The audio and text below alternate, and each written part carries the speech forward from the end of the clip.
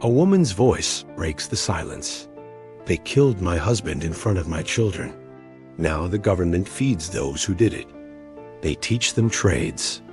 And I am told to call them my brothers. Her name is Amina. Remember her.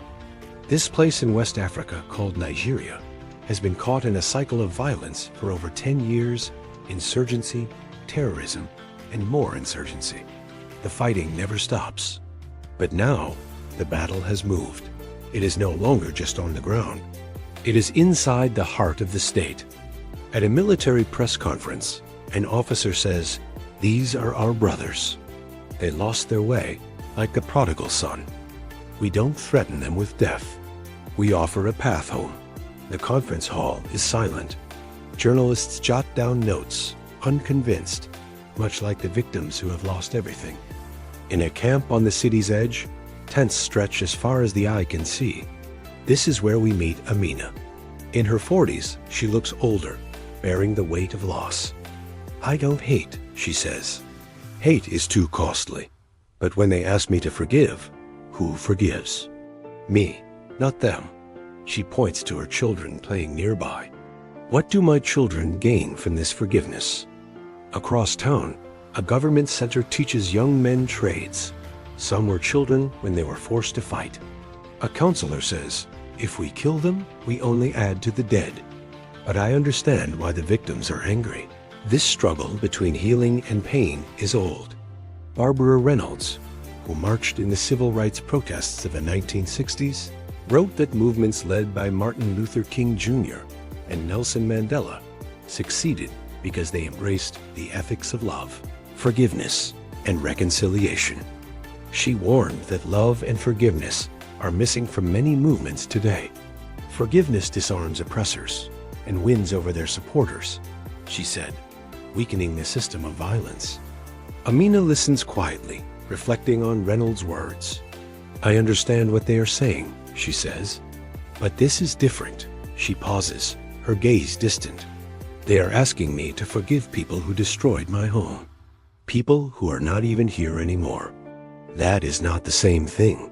She looks at the camera, her voice steady. "Why is it my job to carry this? Why is it always us?" In a government office, his senior official speaks. "The criticism is fair," he says. "But we tried fighting for years. And it brought us here." Here means the camps, the tents. Children growing up without a home. Night falls. Fires burn between the tents. Someone sings softly, but the question does not go away. Does forgiveness really bring peace? Or does it just help people move on without fixing anything? At the rehabilitation center, the counselor speaks. "Forgiveness is important," he says, "but it cannot stand alone." He pauses, looking around at the makeshift homes. If there is no justice, then forgiveness becomes silence.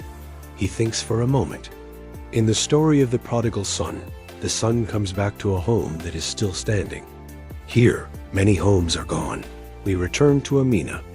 She stands outside her tent, looking into the distance. "I want peace," she says. "I want something better for my children." She hesitates, recalling Reynolds' insights about the dangers of anger. "If forgiveness will bring that, I will try." Then she asks, "But why is it only my burden? Why must I carry this weight alone?" She turns away, her heart heavy. When will they carry something too? The government calls this reconciliation. Others see it differently. They see people who are tired of war, tired of waiting. As Amina reflects on the cost of forgiveness, she recalls Reynolds' warning. Anger may bring short-term gains, but ultimately divides rather than unites. She understands the delicate balance between healing and justice. In her heart, she knows that true peace cannot be achieved without addressing the wounds that have been inflicted. In the quiet of the night, Amina's resolve strengthens. "Forgiveness is not just letting go," she whispers. "It's about demanding justice for my children, a future where they can thrive without the shadows of our past haunting them."